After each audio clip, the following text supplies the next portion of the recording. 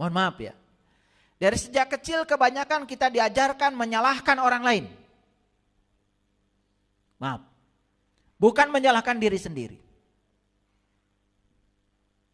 Orang yang suka menggunjingkan orang lain bersama-sama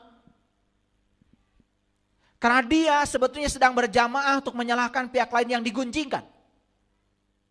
Dan secara tidak sadar kita sedang mengajarkan kepada anak-anak kita, kepada orang di sekitar kita, untuk menyalahkan orang lain. Jadi kalau kita ingin mengukir nasib kita sendiri, berarti cara yang paling utama apa? Kita harus belajar dulu.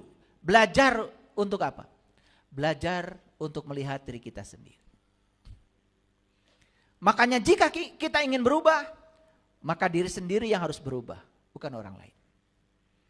Dan tidak ada yang bisa mengubah nasib kita selain diri kita sendiri. Tidak ada yang bisa mengubah keadaan kita selain diri kita sendiri. Coba, ubah cara melihat sesuatu. Maka hal-hal yang kita lihat pun pasti berubah. Jadi belajar pengajian, belajar kesadaran, sebetulnya yang paling inti adalah belajar mengubah cara melihat sesuatu. Karena itu sumber penderitaan semua manusia. Cara melihatnya salah. Di tempat yang salah. Akibatnya dia akan menyimpulkan itu salah. Maka dia selamanya akan terjebak benar salah, baik buruk. Terjebak dalam lingkaran dualitas yang tanpa henti. Kalau seperti itu, kebahagiaan hanya angan-angan. Mengambil langkah baru, mengucapkan kata baru, itu hal yang paling ditakuti oleh semua orang. Kenapa? Kebanyakan orang hanya ingin di zona nyaman. Mengambil langkah baru, mengucapkan kata baru, kebanyakan ditakuti orang. Tapi kalau kita tidak mau mengambil langkah baru dan tidak mau membuat kata baru dalam hidup kita, kita tidak akan jadi manusia baru. Selamanya kita menjadi manusia usang yang lama. Padahal semesta terus berjalan. Waktu tidak menunggu. Kedewasaan adalah ketika kita berhenti mengeluh dan membuat alasan, lalu mulai membuat perubahan. Kita masih kekanak-kanakan, senang mengeluh, bahkan sering membuat alasan untuk tidak melakukan sesuatu. Maka orang yang terus mengeluh, membuat alasan, tidak berani memulai sesuatu. Sudah jelas, ibadah kita selama ini itu tidak ada dampak kepada kita. Sudah jelas, sholat kita yang ribuan rakaat itu tidak bisa mencegah dari perbuatan keji dan munkar. Tetapi tidak ada kata baru dalam dirinya. Tidak ada langkah baru. Terus melakukan itu saja yang sudah jelas tidak berdampak. Harusnya tanya, kenapa kok sholat saya begini? Kok sholat saya tidak mencegah perbuatan keji dan munkar? Di mana letak kesalahannya? Gak berani mengambil langkah baru. Makanya saya sering mengatakan, hanya orang yang berani tersesat yang tidak akan tersesat. Yang takut tersesat selamanya akan tersesat. Yang berani ke sini pasti nyampe ke sini. Yang takut ke sini masih di kamarnya sekarang. Gak kemana-mana. Di rumah aja karena takut. Tapi yang berani ke sini nyampe. Google Map macet, bisa tanya orang. Dan ingat, kita akan bertanya sesuatu pada orang saat kita sedang tersesat. Yang sedang di rumah gak mungkin tanya. Betul gak? Makanya selamanya tersesat. Yang berani datang pasti nyampe. Makanya Allah bilang, man kana yarju liqa Allah fa inna ajalallahu la'at. Barang siapa yang berharap jumpa dengan Allah, waktu yang dijanjikan pasti datang. Itu aja kok syarat.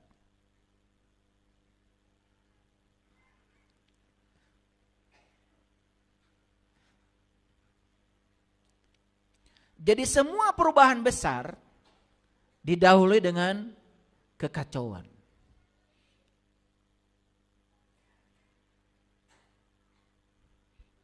Dan kekacauan itu tidak buruk. Karena kekacauan itu akan mengantarkan seseorang pada titik nadir dari kekacauannya. Maka dia akan bangkit. Jadi kalau ada kekacauan di rumah, apa-apa, itu tanda-tanda mau ada perubahan besar. Tenang, jangan panik. Tenang.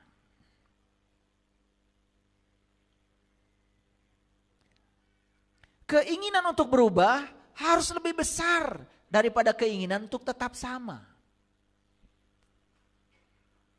Kalau di sini keinginan untuk tetap sama malah justru lebih besar daripada keinginan untuk berubah, tidak ada perubahan. Tidak ada perubahan. Saya sering cerita, kalau awal perjalanan spiritual saya, dioleh oleh ketakutan. Saya takut kalau dengar kematian. Padahal saya pasti akan mati kan, tapi saya takut. Takut.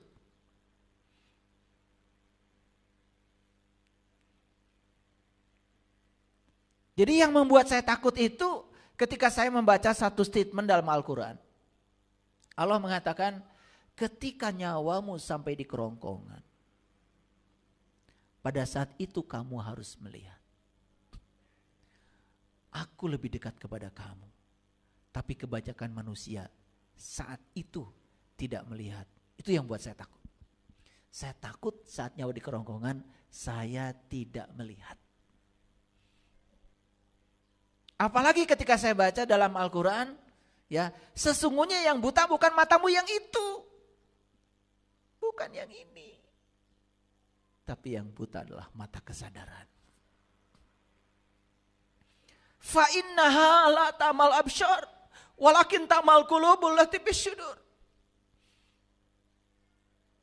Banyak orang takut dengan kebutaan mata ini. Tapi mereka tidak takut dengan kebutaan mata qalbu, mata jiwa, mata kesadaran. Padahal itu yang akan mengantarkan kita untuk mencapai kesadaran.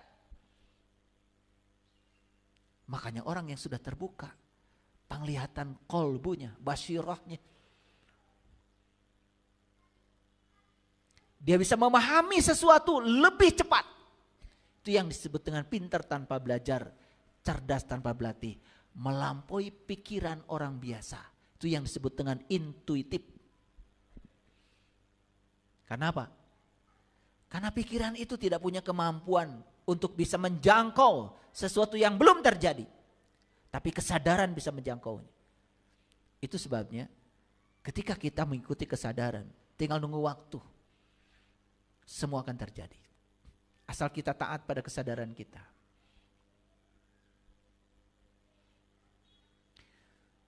Kita ingin melakukan perubahan. Jangan terlalu rumit.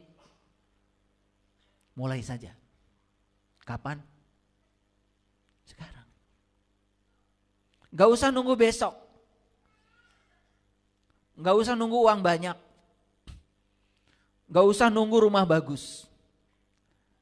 Mulailah di titik itu yang kita bisa. Mulai saja sekarang. Ya Allah, saya ingin merubah sholat saya ya Allah.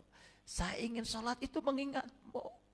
Seperti sholatnya para nabi, para rasul, para sudan, para wali. Lakukan perubahan sekarang. Mulai jujur pada diri sendiri. Jujur pada diri sendiri sudah awal perubahan. Makanya puncak kebijaksanaan adalah tahu kalau kita tidak tahu. Jangan berpura-pura tahu. Sudah jelas kita tidak tahu. Berpura-pura tahu. Kita akan semakin tidak tahu.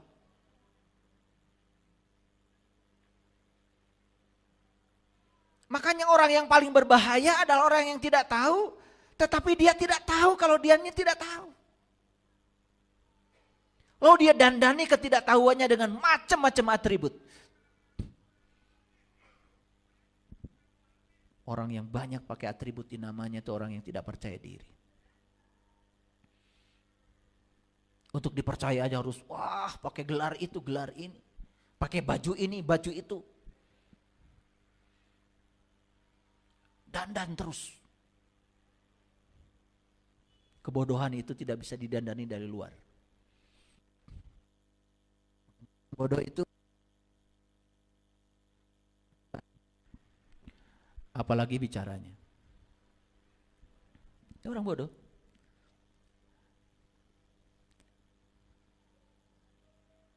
Ketika diam, ketahuan bodohnya. Apalagi kalau bicara. Tambah ketahuan bodohnya. Orang yang suka membicarakan sesuatu yang dia sendiri tidak mengalaminya, tidak merasakannya, cuman apa kata orang disampaikan lagi, itu kebodohan. Sudah saya bahas ya di episode yang lalu. Penipuan terburuk adalah menipu diri sendiri. Stop menipu diri sendiri. Kalau tidak tahu, bilang tidak tahu. Belajar sama yang tahu. Itu aja kok. Sesederhana itu. Dan kalau kita sudah memulai dari situ, perubahan akan terjadi. Jangan bertanya, Pak, dari mana saya ingin memulai perubahan? Sederhana. Dari mengakui kelemahan diri. Dari jujur pada diri sendiri. Itu aja cukup. Perubahan sudah mulai terjadi. Jadi pada dasarnya kita semua mengirimkan medan energi yang mempengaruhi dunia di sekitar kita. Melalui apa? Melalui pikiran dan perasaan. Pikiran dan perasaan. Sudah saya jelaskan ya. Tonton Hidup Menakjubkan. Episode 1 sampai 10. Ulang-ulang itu. Ulang-ulang. Semua pemikiran, pemikir-pemikir dunia yang hebat sudah saya sajikan di situ. Gratis.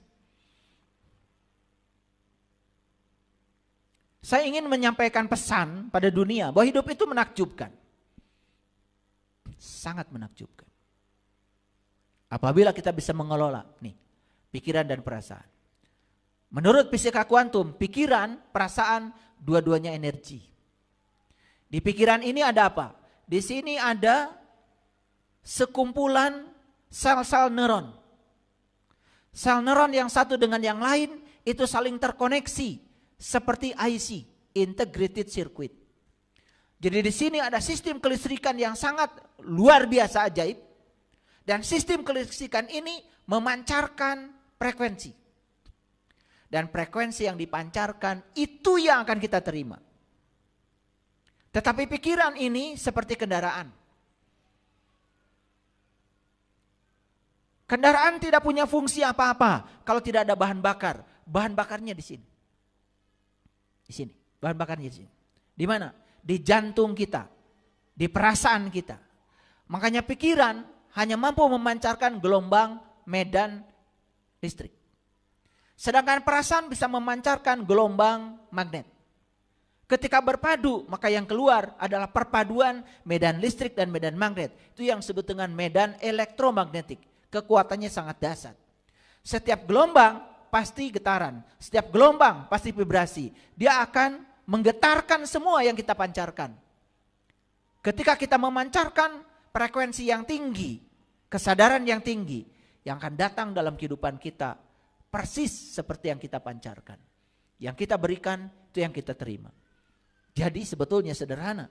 Kenapa sekarang saya menerima situasi-situasi seperti ini? Kok buruk semua? Periksa pikiran dan perasaan.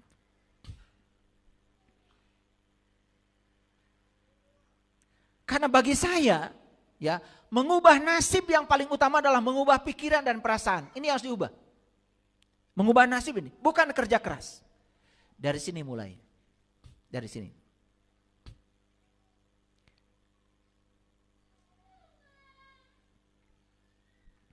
Hidup kita tidak menjadi lebih baik secara kebetulan, tetapi menjadi lebih baik karena perubahan.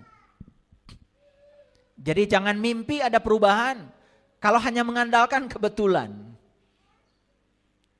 Jadi hidup kita tidak menjadi lebih baik secara kebetulan, tetapi jelas akan menjadi lebih baik kalau ada perubahan.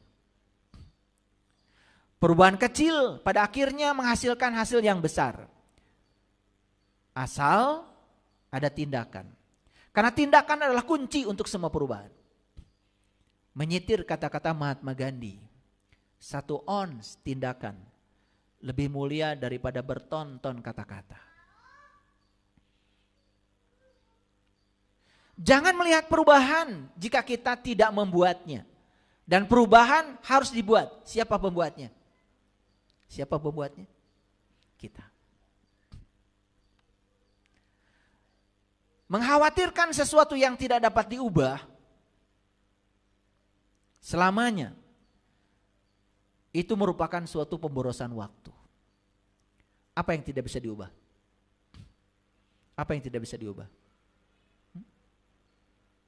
Apa yang tidak bisa diubah? Masa lalu.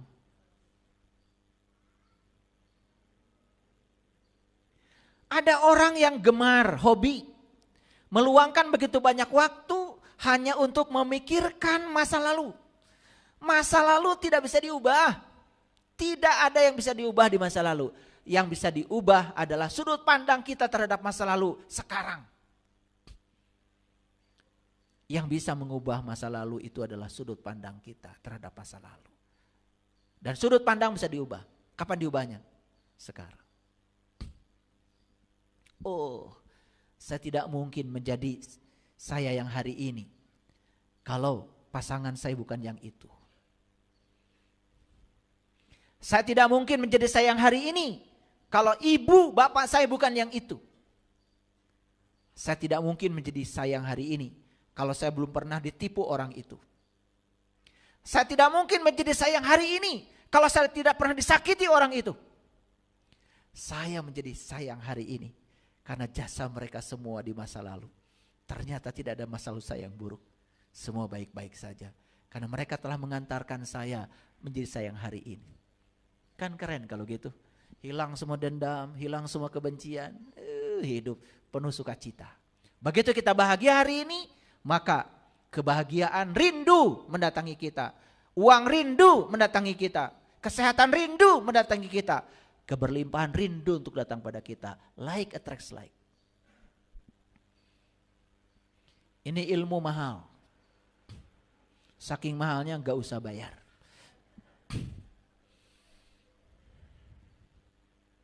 Ya. Saya buka rahasia-rahasianya. Jadi apa sebenarnya hidup itu? Hidup adalah serangkaian perubahan alami dan spontan. Biarkan kenyataan menjadi kenyataan. Jangan pernah menolak kenyataan. Biarkan kenyataan menjadi kenyataan. Karena apa? Menolak kenyataan itu penderitaan. Kenyataan yang terjadi pada diri kita tidak berdampak apapun kalau respon kita baik-baik saja terhadap semuanya.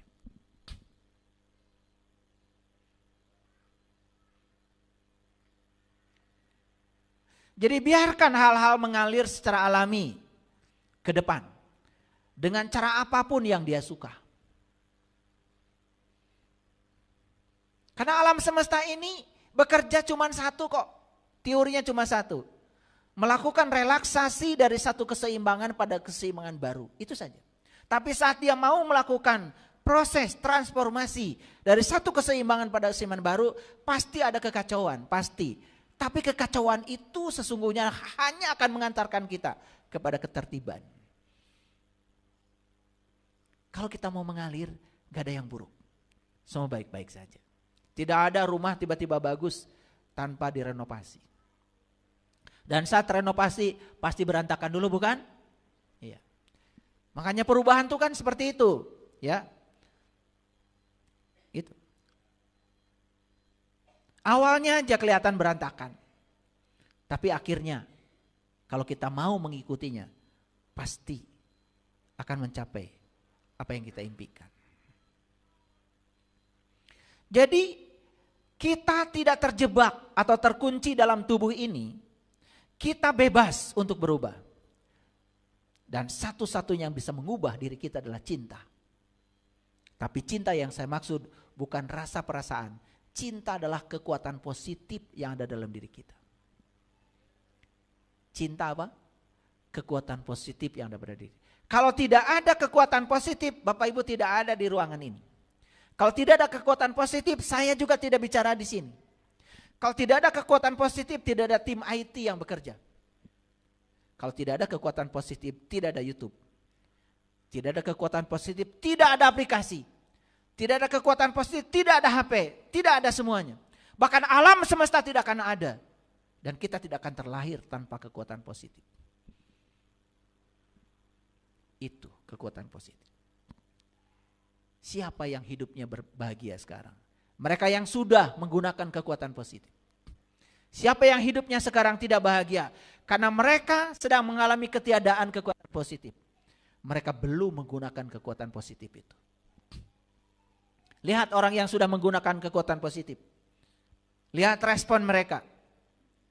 Minggu depan kita jalan-jalan ya ke Bali. Yes! Saya pasti bisa. Saya minggu depan ada di Bali. Positif. Lihat orang-orang yang ketiadaan cinta. Begitu diajak begitu. Malah pidato keluhan.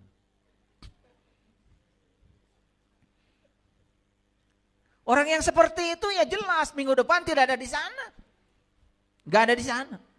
Dia tidak menciptakan waktu untuk dirinya. Hadirin, sesederhana itu. Jadi hidup itu ternyata luar biasa menakjubkan. Asal kita sudah bisa menggunakan kekuatan positif. Dan kekuatan positif itu adalah penggeraknya. Kalau semua orang menggunakan kekuatan positif hari ini, bahkan kita bisa saling mencintai tanpa syarat. Dan kalau semua manusia di semesta ini saling mencintai tanpa syarat, semua kita punya kekuatan untuk membelah langit. Bukan langit yang itu. Langit rohani kita bisa terbelah. Idas sama ungsakot. Kita langit terbelah. Langit yang mana? Langit rohani kita terbelah. Ketika langit rohani kita terbelah, maka kita akan menyaksikan bintang-bintang di langit terdekat kita. Seperti yang dialami Nabi Ibrahim. Melihat bintang, melihat bulan, melihat matahari. Dia menyaksikan pusat semesta dalam dirinya. Apakah itu hayalan? Tidak. Itu kenyataan hari ini. Bagi orang yang tahu ilmunya, tahu caranya. Dan hanya orang yang punya kekuatan positif yang sampai di sana. Maka di Quran dikatakan, فَإِذَا سَقَطِ السَّمَاءُ فَكَانَتْ وَرْدَةً كَالدِّهَانِ فَبِأَيِّ آلَاءِ رَبِّكُمَا تُكَذِّبَانِ. Ketika langit rohanimu terbuka, pada saat itu kau akan menyaksikan mawar merah seperti kilapan minyak. Nikmat Tuhan mana lagi yang kamu dustakan? Itu yang sebetulnya nikmat.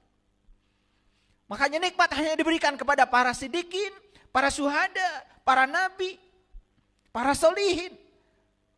Nikmat itu bukan sesuatu yang berwujud uang, bukan harta, bukan pangkat, bukan jabatan. Itu yang dicari manusia.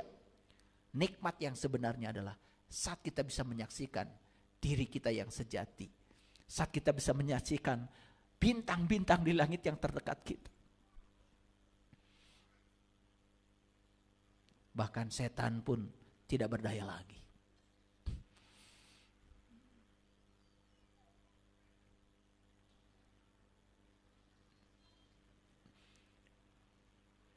Kalau kita mau berubah, tirulah perubahan kupu-kupu. Jangan meniru perubahan ular. Ular itu ya berganti kulit, tapi kulitnya sama, belangnya sama, bahkan namanya pun sama. Sebelum ganti kulit namanya ular, setelah ganti kulit namanya juga ular. Sifatnya sama, sebelum berganti kulit kerjanya menebarkan racun, setelah ganti kulit menebar racun juga.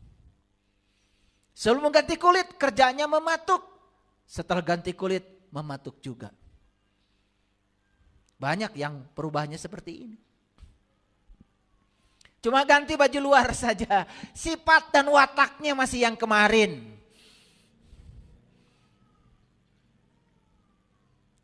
Cuman beda. Sekarang di depan namanya nggak ada gelar. Sekarang sudah ada gelarnya.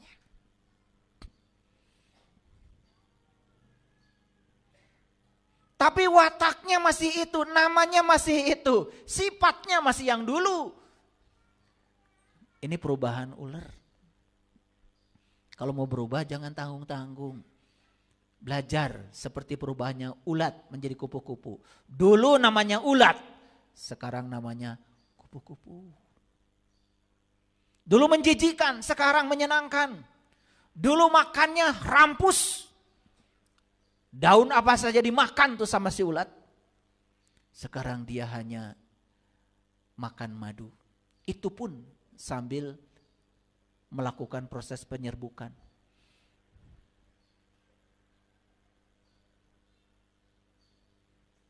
Dulu dia merangkak. Sekarang dia terbang. Lucu. Dan lihat perilaku kupu-kupu. Kupu-kupu itu hanya datang kalau rumah kita bersih.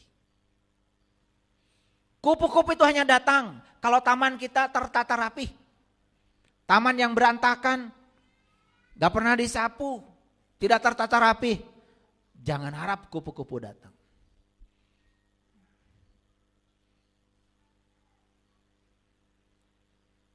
Yuk kalau mau berubah, belajarlah dari kupu-kupu.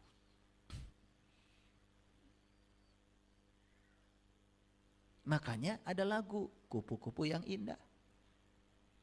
Gak ada lagu ulat-ulat yang menjijikan.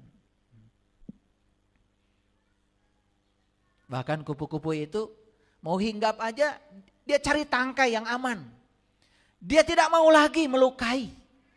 Itu masa lalunya. Dulu dia pohon aja dimakan. Setelah melalui pertobatan. Bahkan mau hinggap saja. Cari daun ranting yang aman. Yang tidak mengganggu. Keren gak? Aduh, saya berharap di kelahiran saya yang sekarang ini di dunia. Dan saya membagikan ilmu ini kepada para sahabat semuanya. Yang mendengar kajian ini. Menjadi kupu-kupu yang indah.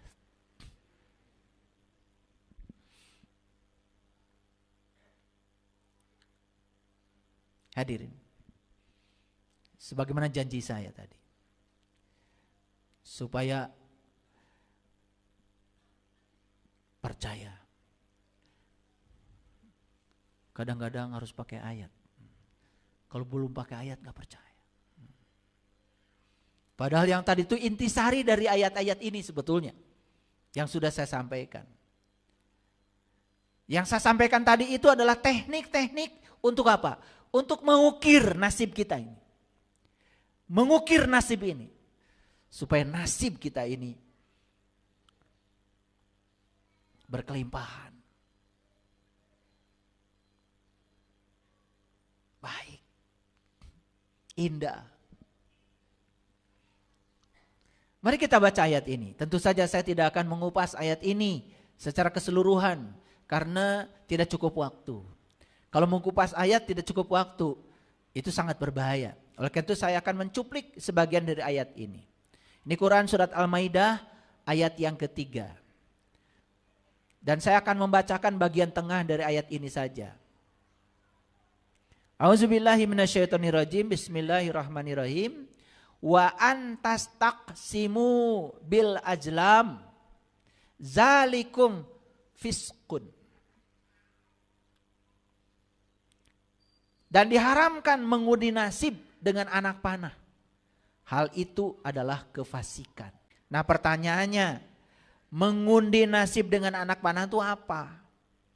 Selama ini didangkalkan, mengundi nasib dengan anak panah itu adalah judi. Gitu? Nah, saya akan berbicara judi dalam level yang jauh lebih luas lagi. Jadi judi yang paling berbahaya justru mengundi nasib. Hidup hanya mengandalkan kebetulan. Jadi kodarnya itu tidak direncanakan lewat kodo yang terencana. Padahal kodo dan kodar itu sebab akibat. Sekali lagi tidak mungkin akibat yang buruk bisa sebab yang buruk bisa mengakibatkan akibat yang baik. Jadi apa yang disebut dengan judi? Secara umum judi itu adalah tentang nasib.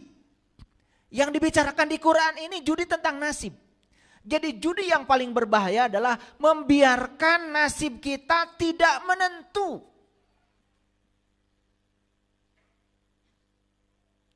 Membiarkan nasib kita pada situasi yang di luar diri kita.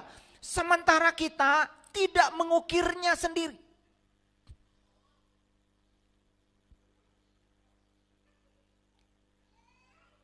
Itu yang disebut dengan mengundi nasib dengan anak panah. Makanya kenapa Rasulullah secara simbolik mengajarkan olahraga itu adalah memanah. Bukan berarti yang masuk surga itu olahraganya memanah, yang sepak bola masuk neraka. Makanya aneh. Saya pernah melihat di sebuah tempat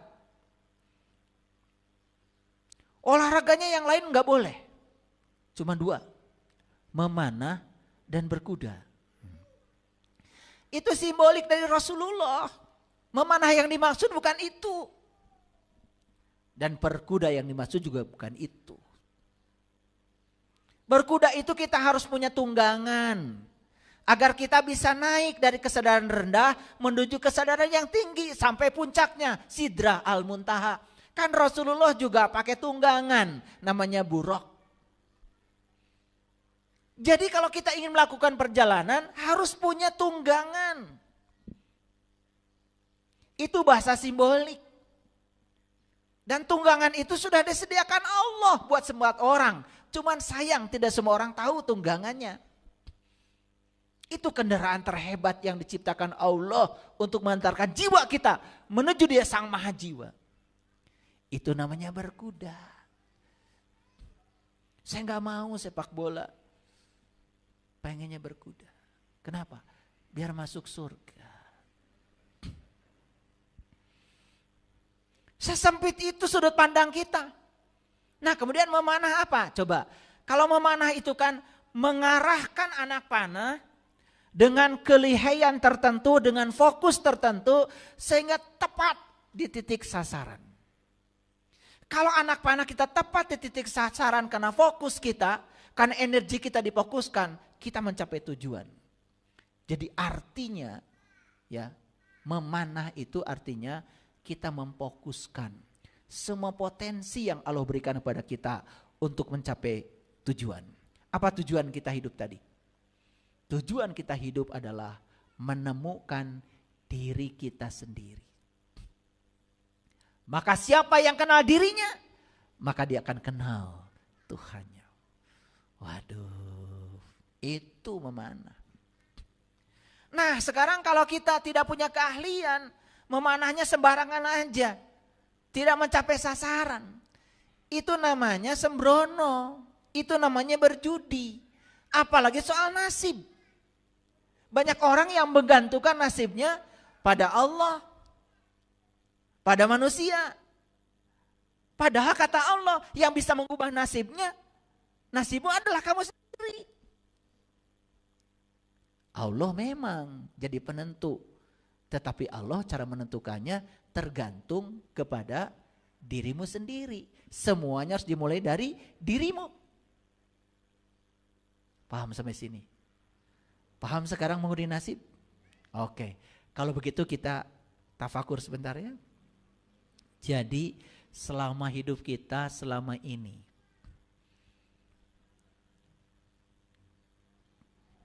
setuju gak kalau saya mengatakan kita ini membiarkan nasib kita itu seperti undian anak panah. hanya membiarkan diri kita ini pada kebetulan saja. Kita tidak menciptakan nasib kita ini ya secara serius oleh diri kita sendiri. Setuju nggak kalau begitu? Dan itulah yang telah mengakibatkan nasib kita seperti ini.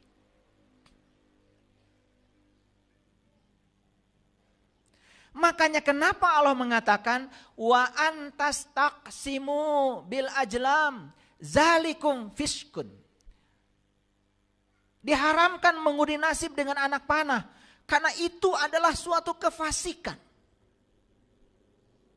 Nah, sekarang kita bahas dulu fasik itu apa sih sebetulnya?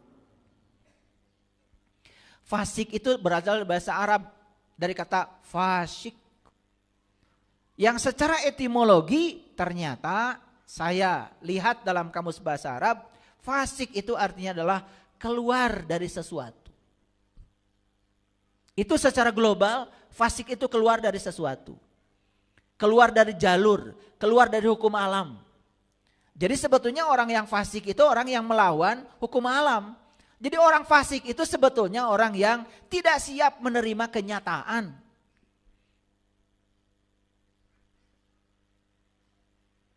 Nah, dalam tradisi Islam, pengertian fasik adalah seseorang yang meninggalkan ketaatan kepada Allah dan Rasul-Nya. Ini lebih spesifik. Kalau tadi kan fasik itu arti globalnya secara etimologi keluar dari sesuatu. Dalam tradisi Islam, fasik itu diartikan lebih spesifik, yaitu meninggalkan ketaatan kepada Allah dan Rasul. Bukankah Allah sudah ngasih Al-Quran? Bukan Allah sudah ngasih Al-Quran. Dan Rasul sudah meninggalkan sunnah. Yuk para sahabat, Bapak Ibu. Jujur ya. Ini Quran yang 30 juz ini.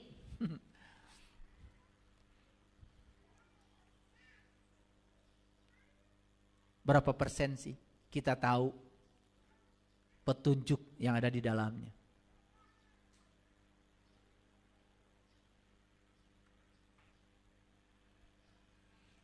Berapa persen kira-kira? 1%? 2%? 100%? Luar biasa ya. Pengakuan kita dengan implementasinya tidak sama. Kalau ditanya apa pedoman hidupmu, Al-Quran. Ternyata Al-Quran yang disebut pedoman hidup hanya disentuh-sentuh bagian luarnya saja.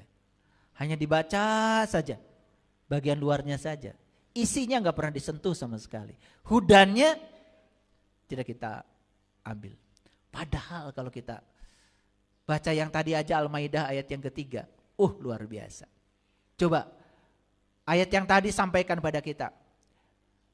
Dan sesungguhnya mengundi nasib dengan anak panah itu haram. Dan itu adalah fasik. Tersentuh gak kita? Tersentuh gak kita?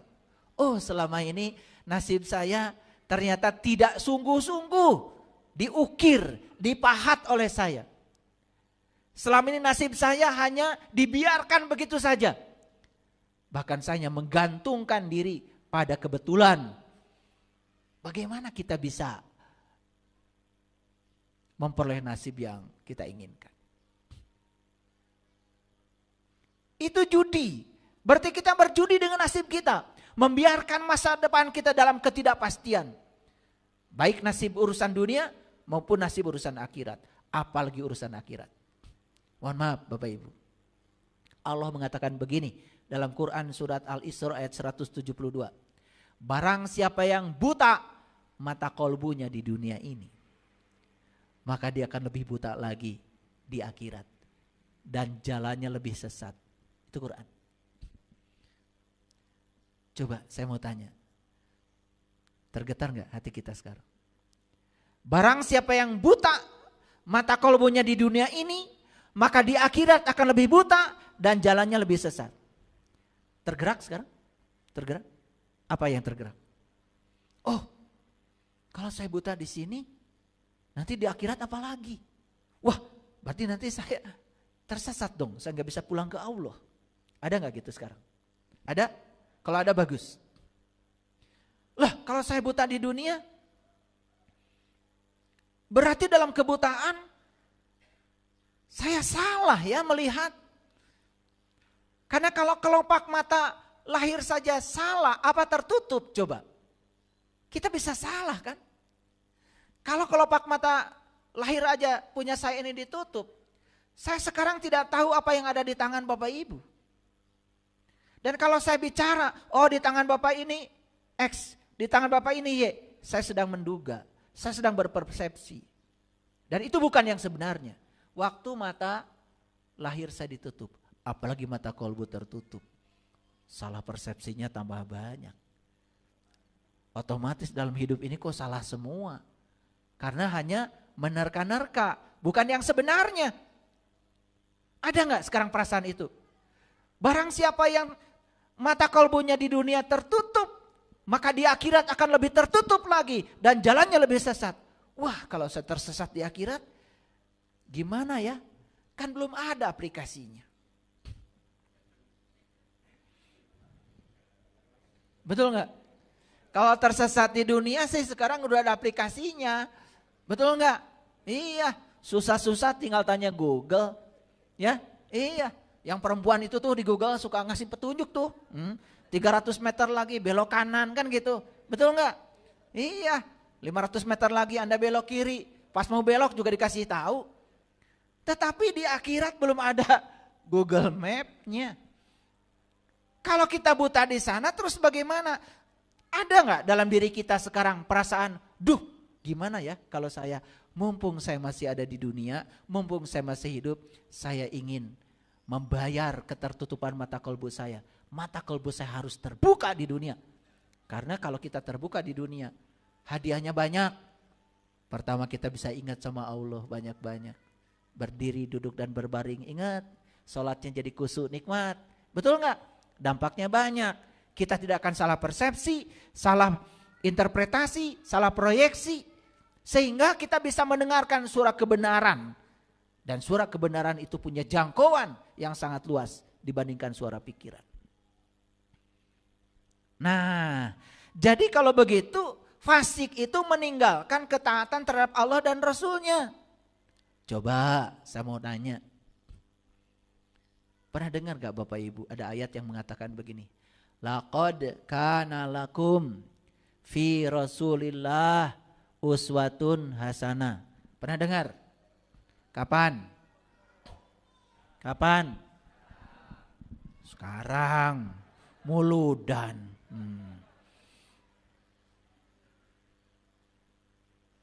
Artinya apa? Sesungguhnya bagi kalian semua, pada diri seorang Rasul ada uswatun hasanah. Itu pesannya. Pernah nanya enggak? Uswatun hasanah tentang apa? Pernah nanya enggak?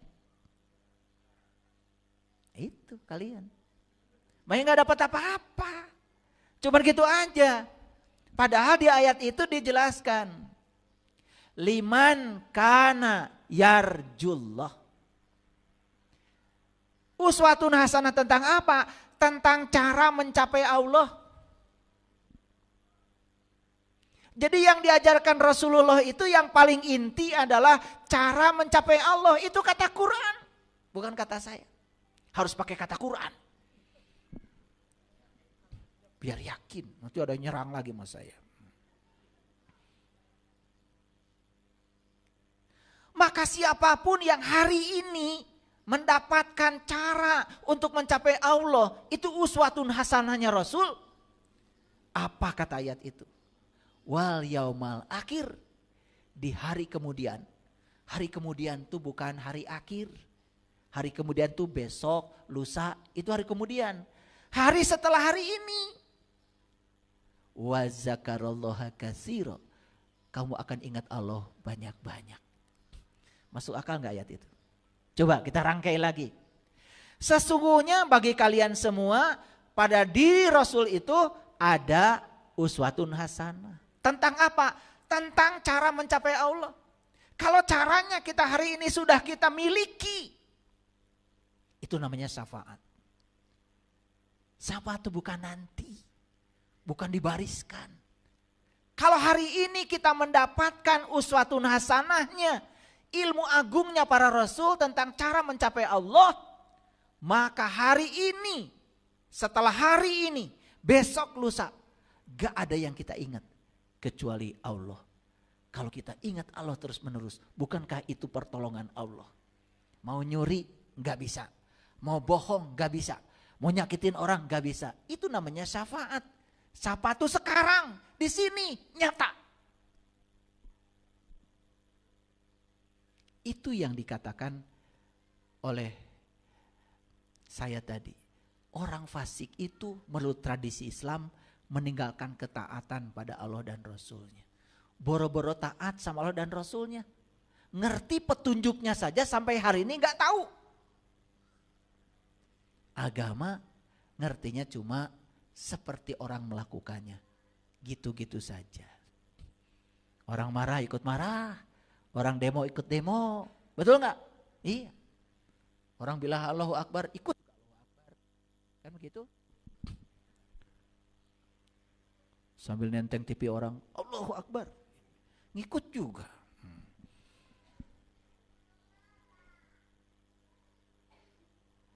Kira-kira sampai di sini mengerti? Oke.